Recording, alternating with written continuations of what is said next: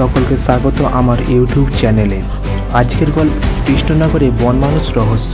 রাজসভা শুরু হতেই রাজামশাই বলে, তোমাদের একটা বিশেষ ঘোষণা করার আছে। সকলে বলে, বলুন রাজামশাই, কি এমন ঘোষণা করতে চাইছেন? বলে, অনেক দিন ধরেই ভাবছি তোমাদের একটু মধ্যাহ্ন ভোজনে তোমাদের কিছু খাওয়ানো দাওয়ানো করব। তাই ভাবছি সামনের রবিবার তোমাদের মধ্যাহ্ন ভোজনে সকলের নিমন্ত্রণ রইল। সকলে খুশি হয়ে যায়। সকলের রাজামশাই আর জন্য কোনো কাজ বা দায়িত্ব আছে, আমাদের কিছু করতে হবে নাকি? রাজামশাই বলে, তেমন কিছু নয়, শুধু গোপাল তুমি একটা কাজ করো দেখিনি। তুমি দই আর মিষ্টি ভোলা ময়রাকে একটু বলে দাও দেখিনি যে এতগুলো দই আর মিষ্টি লাগবে। গোপাল বলে, বেশ রাজামশাই। মন্ত্রীমশাই বলে, আমি ছিলাম তো রাজামশাই, আমাকেই তো বলতে পারতেন। রাজামশাই বলে, গোপাল আছে তো, গোপাল এই কাজটা ভালো করতে পারবে। মন্ত্রীমশাই তখন মনে মনে ভাবে, ও নয়নের মণি এখন গোপাল হয়ে গেল, আমাকে অপমান করা আমি এর প্রতিশোধ তুলব। রাজসভা শেষ হয়ে যেতে গোপাল বায়না করতে চলে যায় ভোলা ময়রার দোকানে। ভোলা ময়রাকে বলে দেয় যে সামনের রবিবার রাজামশাইয়ের মিষ্টি আর দই লাগবে। ভোলা ময়রা বলে, বেশ বেশ গোপাল দাদা। ওদিকে মন্ত্রীমশাই বাড়ি থেকে চিন্তা করতে থাকে, না গোপালকে তো যেরূপ সেরূপ করে হোক জব্দ করতেই হবে, রাজামশাইয়ের কাছে তো ওকে ছোট করতেই হবে। অমনি বটাঘটাকে ডেকে পাঠায়। বটাঘটাকে বলে, বটাঘটা শোন, গোপালকে জব্দ করার জন্য আমি যে পরিকল্পনা করেছি এটা কিন্তু তোদের করে দেখাতে হবে, তাহলে কিন্তু তোদের আমি মোহর দেব। ওরা বলে, বেশ বেশ মন্ত্রীমশাই, তাই হবে। ওদিকে রবিবার দিন সকালবেলা ওই মিষ্টি নিয়ে ভোলা ময়রা বেরিয়ে পড়ে গরুর গাড়ি করে। কিছুটা পর যাওয়ার পরে জঙ্গলে প্রবেশ করার আগে হঠাৎ দুজন বনমানুষ এসে বেশ ধারণ করে ভয় দেখাতে থাকে, কি যে তোর কাছে কি আছে দে সব, আমাদের এই রাস্তা দিয়ে কেউ যেতে পারে না। ভোলা ময়রা তো ভয় পেয়ে যায়। ভোলা ময়রা বলে, এ কী রে বাবা, এ কিরমন মানুষ, জীবনে তো দেখিনি, কি ভয় লাগছে রে বাবা রে। বলে, দিবি না, কেড়ে নেব, তোকেও গিলে খামু। ওই শুনে ভোলা ময়রা ওখান থেকে ভয়ে পালিয়ে যায়। আর ওই বড়াঘটা ওই সুযোগে সমস্ত মিষ্টি দইয়ের হাঁড়ি নিয়ে জঙ্গলের মধ্যে চলে যায়।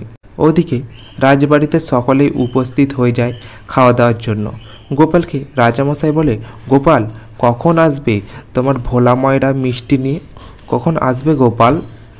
গোপাল বলে, রাজামশাই আপনারা খাওয়া দাওয়া শুরু করুন, ঠিক সময়ে ভোলা ময়রা চলে আসবে।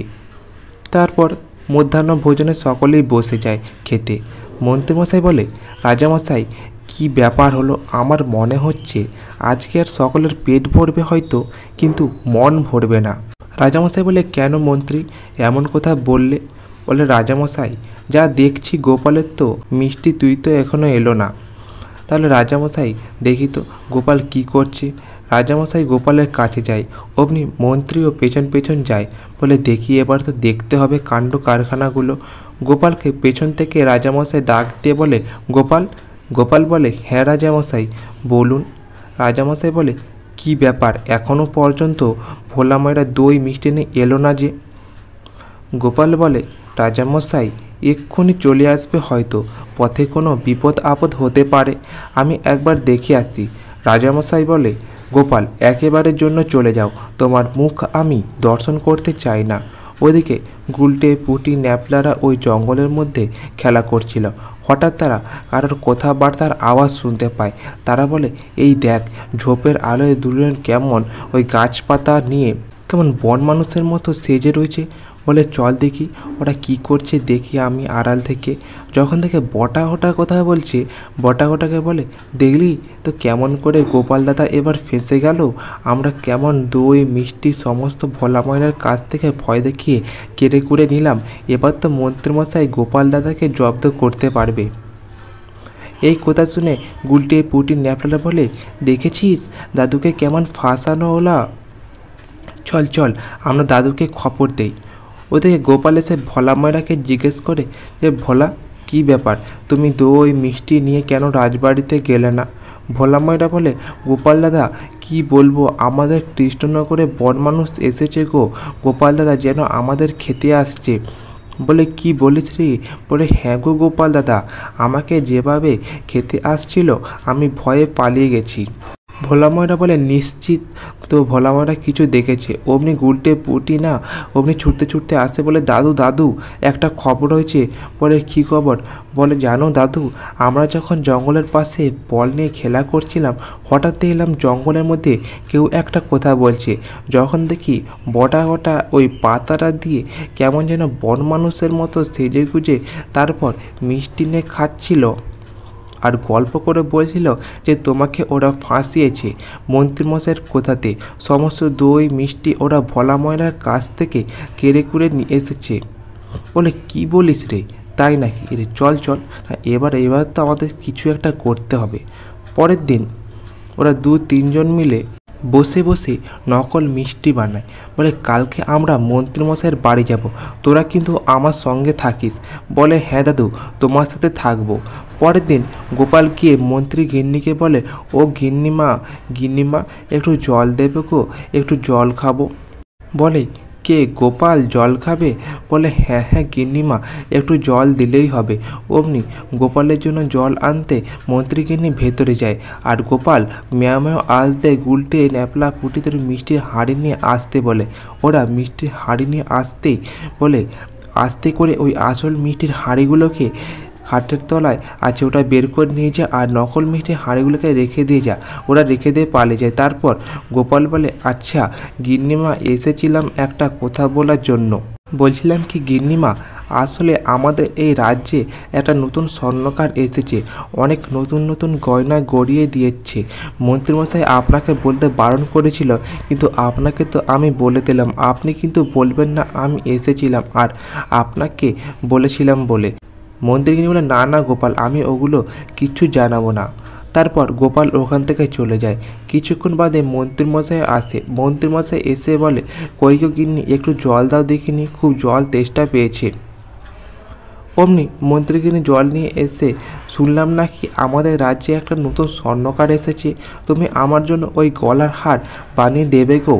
মন্ত্রীমশাই বলে উফ, কোথায় রোদ্র থেকে এলে একটু জল মিষ্টি না দিয়ে তুমি এইরূপ ধরনের কথা বলছি, দাও দেখিনি একটু মিষ্টিটা দাও, ওই যে মিষ্টি হাত দিয়ে নিয়ে এসেছিলাম ওগুলো দাও। তারপর মন্ত্রীকে নিয়ে মিষ্টি হাঁড়ি বের করে নিয়ে এসে অমনি মন্ত্রীমশাইকে খেতে দেয়। মন্ত্রীমশাই মিষ্টি নিয়ে এক কামড় যেমনি না দিয়েছে অমনি দাঁত দুটো ভেঙে চলে যায়। বলে বাবা রে বাবা, এটা মিষ্টি নাকি? ওদিকে গোপাল নাতনিদের নিয়ে রাজামশাইয়ের সাথে দেখা করে সবটাই খুলে বলে।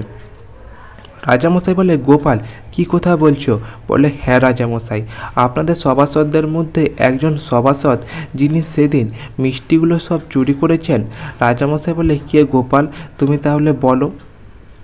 গোপাল বলে রাজামশাই সময় আসুক ঠিক বলবো।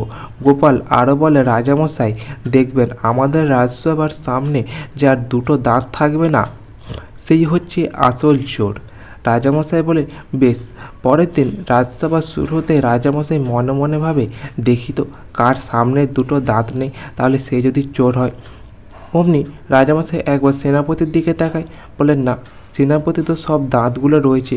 তারপর রাজপণ্ডিতের দিকে তাকায়, রাজপণ্ডিতের তাকে দাঁত রয়েছে। তারপর বলে গোপাল সকলকে তো দেখলাম। গোপাল বলে শুধু সামনে দেখলে হবে, আশেপাশেও দেখুন। রাজামশাই বলে আশেপাশে তো মন্ত্রী রয়েছে। অমনি বলে মন্ত্রী কি ব্যাপার, তুমি মুখটাকে এরকম চেপে রেখেছো যে? বলে হ্যাঁ রাজামশাই। বলেন বলুন।